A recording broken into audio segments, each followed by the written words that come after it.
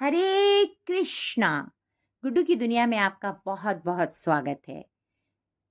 तो हरी हरी बोल सीरीज में आज हम लेकर आए हैं बहुत ही सुंदर कथा जिसका शीर्षक है सबके दाता राम।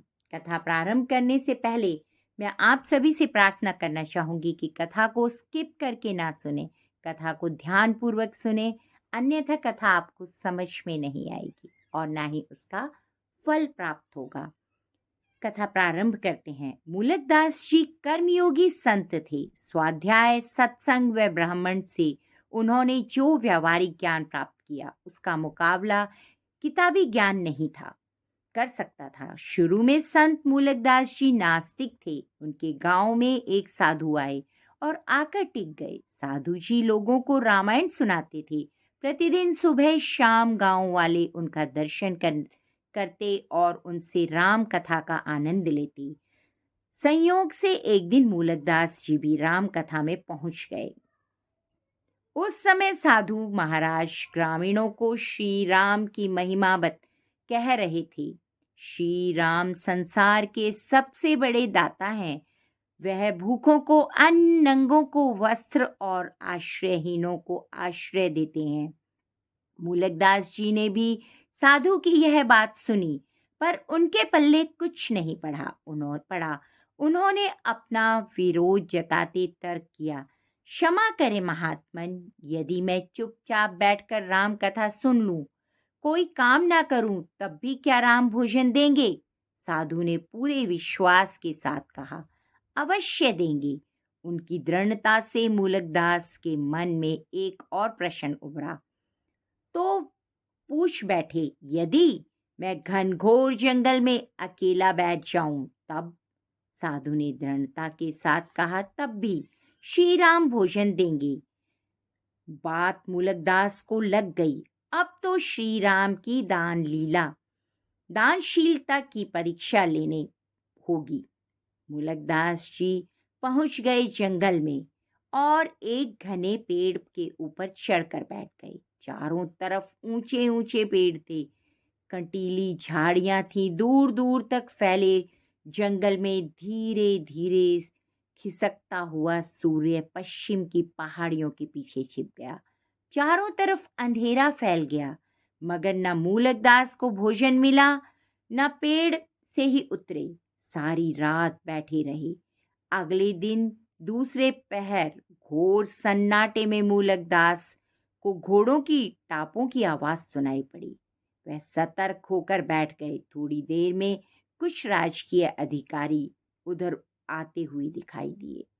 वे सब उसी पेड़ के नीचे घोड़ों से उतरे। उन्होंने भोजन का मन बनाया। उसी समय एक राज अधिकारी थैले से भोजन का डिब्बा निकाला। राज अधिकारी ने शेर की जबरदस्त दहाड़ सुनाई पड़ी। दहाड़ का सुनना था कि घोड़े बिदक कर भाग गए। अधिकारियों ने पहले तो स्तब्ध होकर एक दूसरे को देखा, फिर भोजन को छोड़कर वे भी भाग गए। मूलकदास पेड़ से ये सब देख रहे थे।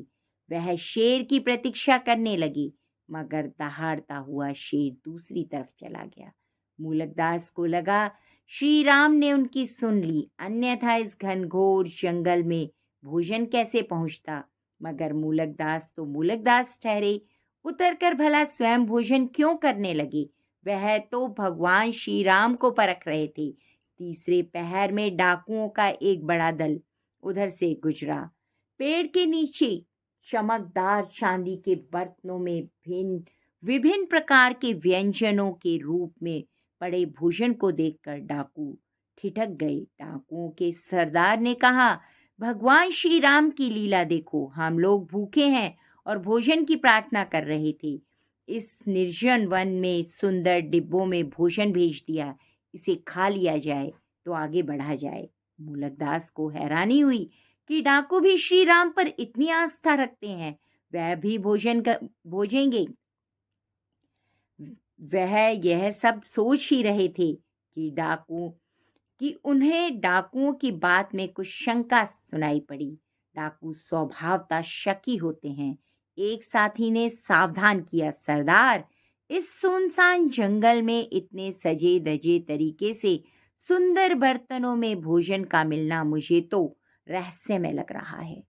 कहीं इसमें विष ना हो। यह सुनकर सरदार बोला, तब तो भोजन लाने वाला आसपास ही कहीं छिपा होगा, पहले उसे तलाशा जाए। सरदार के आदेश पर डाकू इधर उधर तलाशने लगी। तभी एक डाकू की नजर मूलकदास पर पड़ी। उन्हें उसने सरदार को बताया। सरदार ने सिर उठाकर मूलकदास को देखा तो उसकी आंखें अंगारे की तरह लाल हो गईं। उसने घुड़क कर कहा, दुष्ट, भोजन में विष मिलाकर तू ही ऊपर बैठा है। चल उतर। सरदार की कड़कती आवाज सुनकर मूलकदास डर गए, मगर उतरे नहीं। वहीं से बोले, व्यर्थ दोष क्यों मंडते हो? भोजन में विष नहीं है। सरदार ने आदेश दिया, पहले पेड़ पर चढ़कर इसे भोजन कराओ। झूठ सच का पता अभी चल जाता है। आनन फानन में 3-4 डाकू भोजन का डिब्बा उठाए पेड़ पर चढ़ गए और छुरा दिखाकर मूलकदास को खाने के लिए विवश कर दिया। मूलकदास ने स्वादिष्ट भोजन कर लिया।